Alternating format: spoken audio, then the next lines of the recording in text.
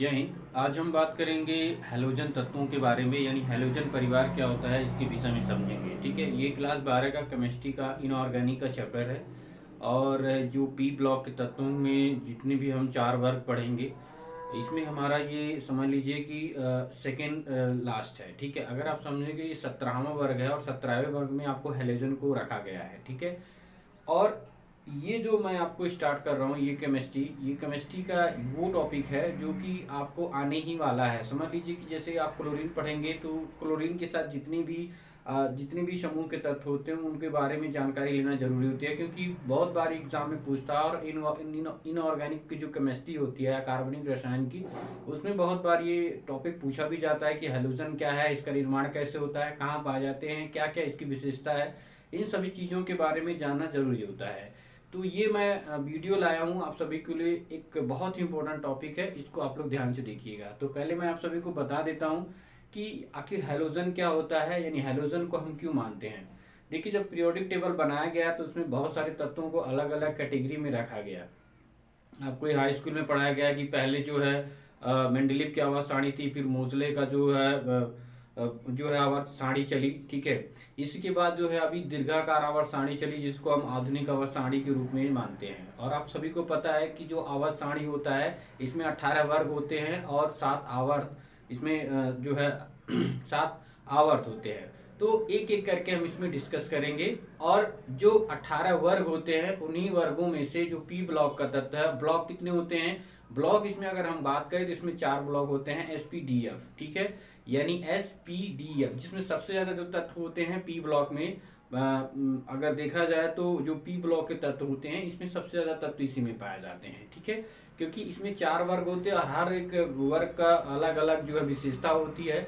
और यही P block जो है सभी तत्वों को निर्धारित करता है। बाकी तो जो है संक्रमण तत्व आ जाते हैं, ट्रांजिशन एलिमेंट आ जाते हैं, लेकिन इन तत्वों के बारे में हम जानेंगे।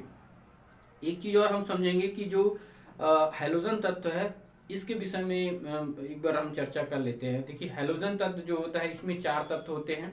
इसमें पहले आपका फ्लोरीन आता है, क्लोरीन आता है, ब्रोमीन आता है और आपका एस्टेटीन आता है।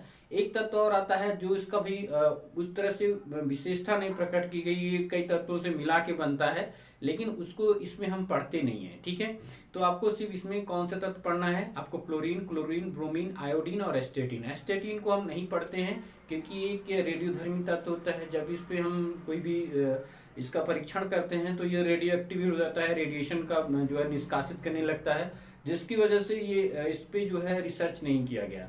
तो हम इस तत्व में सिर्फ 4 तत्वों के बारे में पढ़ेंगे, फ्लोरीन, क्लोरीन, ब्रोमीन और आयोडीन। ठीक है, इन्हीं 4 तत्वों के बारे में हम जानेंगे। और आप सभी को बता दूं कि ये जो 4 तत्व होते हैं ये बहुत ही मात्रा में पाए जाते हैं आपके आसपास। इन चारों तत्वों का बहुत ही ज्यादा भंडार होता है, किसी न किसी प्रारूप में आपको उपस्थिति मिलेंगे ही मिलेंगे। तो हैलोजन तत्व क्या होते हैं, क्या इनकी क्रिया विशेषता होती है, इसके विषय में जानेंगे। सबसे पहले मैं आप सभी को बता दूं, जो हैलोजन होता है इनको हम हैलोजन फैमिली के नाम से भी जाने जाते हैं, क्योंकि ये बहुत ज्यादा रेडियो एक्टिव होते हैं। मतलब अगर इनकी बात करें, ये इलेक्ट्रॉन को बहुत तेजी से ग्रहण करते हैं, क्योंकि इनके बाहरी कोश में 7 इलेक्ट्रॉन होते हैं। ठीक है, चलिए हम चर्चा कर लेते हैं। हैलोजन परिवार ये 17वां वर्ग है।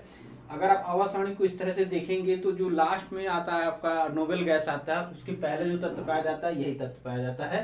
तो ये आवर्त सारणी के पी ब्लॉक में पाया जाता है। सर्वप्रथम आपको ध्यान देना है, ये 17वें वर्ग का जो है तत्व पाया जाता है, जिसमें फ्लोरीन का जो परमाणु क्रमांक होता है वो 9 होता है, यानी 9 होता है। उसके बाद जो क्लोरीन का 17, ब्रोमीन का 35 और आयोडीन का 53 होता है। एस्टेटीन का आपका 85 होता है। ठीक है, तो ये जो तत्व होते हैं इसके विषय में ये इसका परमाणु क्रमांक है। मैंने पहले बताया कि एस्टेटीन के बारे में हम चर्चा नहीं करेंगे क्योंकि एक रेडियोधर्मी तत्व होता है। अब इनके सामान्य गुणधर्मों के बारे में हम जान लेते हैं। सामान्य गुणधर्म इसके क्या क्या होते हैं।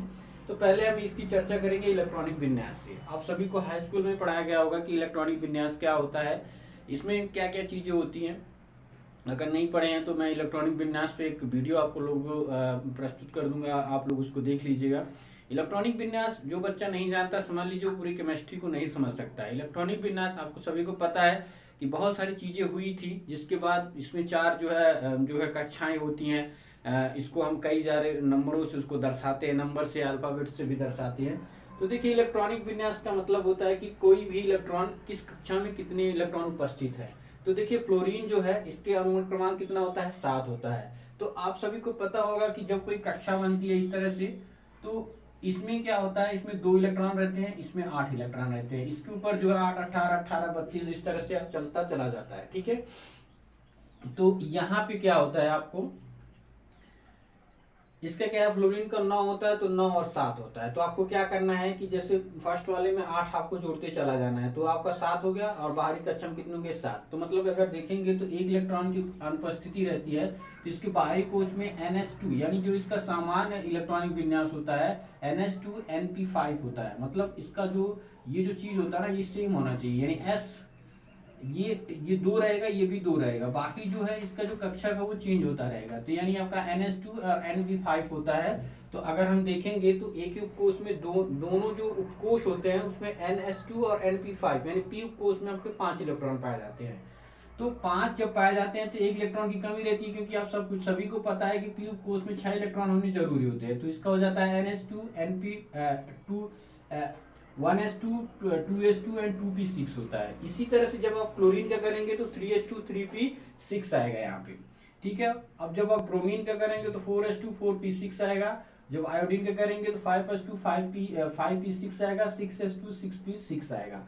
तो इस तरह से इसका एक सामान्य इलेक्ट्रॉनिक विन्यास होता है। अब जब आप इसका एक क्रम से जब करते चले जाएंगे, वो डी वाला जो चीज है कि भैया पहले जो डी बाद में बढ़ता है पहले बढ़ता है, तो वो भी यहाँ पे गुण दिखाई देने लगे। तो यहाँ पे समान आप चीजें ध्यान दीजिएगा कि बाहरी जो सामान इसका इलेक्ट्रॉनिक विन्यास होता है NH2 और NP5 होता है, ठीक है। अब ये जो कक्षक वाली चीज है ये अलग टॉपिक है, अगर आप कहेंगे तो उस पर भी मैं एक चीज आपको समझा दूंगा कि ये किस तरह से ये फील होता है, ठीक है। अब इसके हम भौतिक अवस्था के बारे में चर्चा कर लेते हैं। तो भौतिक अवस्था में क्या होता है कि सभी हैलोजन तत्व अध्रुवी सहसंयोजक द्विपरमाणु अणु में पाए जाते हैं। अब द्विपरमाणु क्या होता है, सहसंयोजक क्या होता है, वो आगे भी हम चर्चा करेंगे, ठीक है। तो द्विपरमाणु का मतलब होता है ये सिंगल में नहीं पाया जाता है। जैसे आपका जैसे कोई Na हो गया, Na क्या होगा, एक परमाणु है तो एक परमाणु पाया जाता है। लेकिन कभी आपने ये नहीं देखा होगा कि Cl आपको इस तरह से लिखा जाए। आप हमेशा देखेंगे Cl2 Br2 इस तरह से लिखा जाएगा। द्विपरमाणु का मतलब होता है ये 2 परमाणु आपस में मिलकर द्विपरमाणु का निर्माण कर लेते हैं। तो Cl2 Br2 I2 इस तरह में पाए जाते हैं। F2 Cl2 Br2 और I2 इस तरह से पाए जाते हैं, यानी क्लोरीन ब्रोमीन आयोडीन एस्टेटिन इस तरह से ये पाए जाते हैं, ठीक है। आगे में भी हम इसको बताएंगे कि ऑक्सीकरण अवस्था और द्विसंयोजक अवस्था किस तरह से लोग बनाते हैं।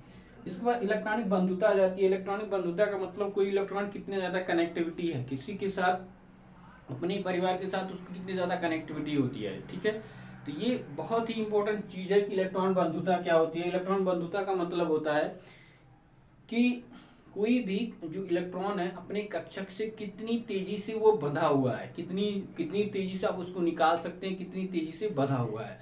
तो बंधने को ही हम इलेक्ट्रॉन बंधुता कहते हैं। जब आप उस पर एनर्जी फोर्स करते हैं तो कोई भी इलेक्ट्रॉन कितनी तेजी से वो बाहर निकल जाएगा, इस चीज को हम ध्यान देंगे।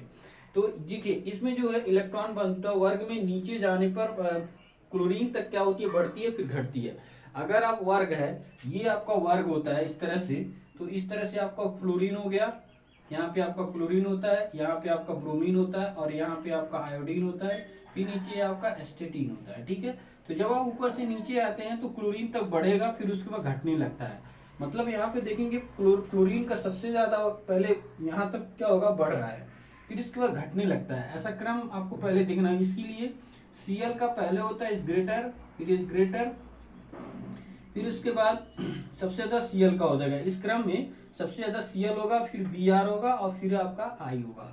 तो इस क्रम में ये सीजन आपका चलेगा। तो फ्लोरीन, क्लोरीन, ब्रोमीन, आयोडीन, मतलब फ्लोरीन से पहले बढ़ेगा फिर उसके बाद घटने लगता है, ठीक है। इलेक्ट्रॉन बंधुता का मतलब आप इतना समझिएगा कि जब कोई कक्षक है उसमें जो इलेक्ट्रॉन है वो कितनी एनर्जी के साथ बंधा हुआ है, और जब आप उस पर आप एनर्जी किसी भी इलेक्ट्रॉन को हटाने की जब कोशिश करेंगे तो कितनी जल्दी से बाहर निकल जाएगा, इस चीज को हमें ध्यान देना है और उसी को कहते हैं हम लोग इलेक्ट्रॉन बंधुता।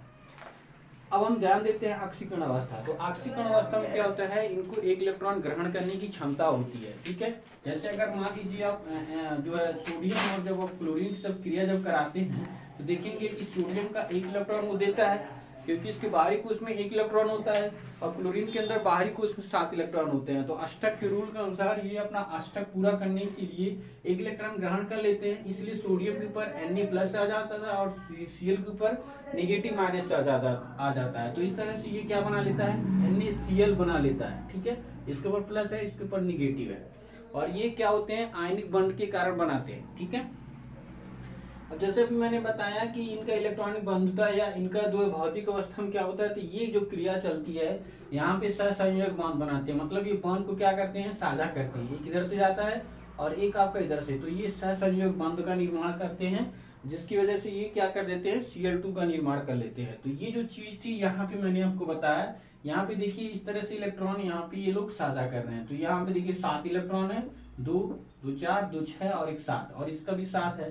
तो ये इलेक्ट्रॉन मिलके क्या कर लेते हैं, एक बंध का निर्माण कर लेते हैं। तो इस तरह से आपका एक बंध बन जाता है, जिसको हम क्या पढ़ते हैं, Cl2 पढ़ते हैं। ठीक है, तो ये चीजें ये ऑक्सीकरण अवस्था में आपको मिलती है।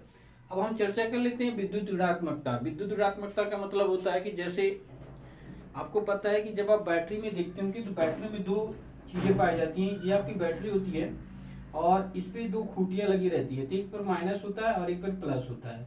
तो ये जो ऋणात्मकता होती है इसी को हम चार्जिंग कहते हैं, मतलब चार्जिंग कितना है उसका, यानी इलेक्ट्रोनेगेटिविटी कितनी है उसकी, कितनी अंदर उसकी पावर है।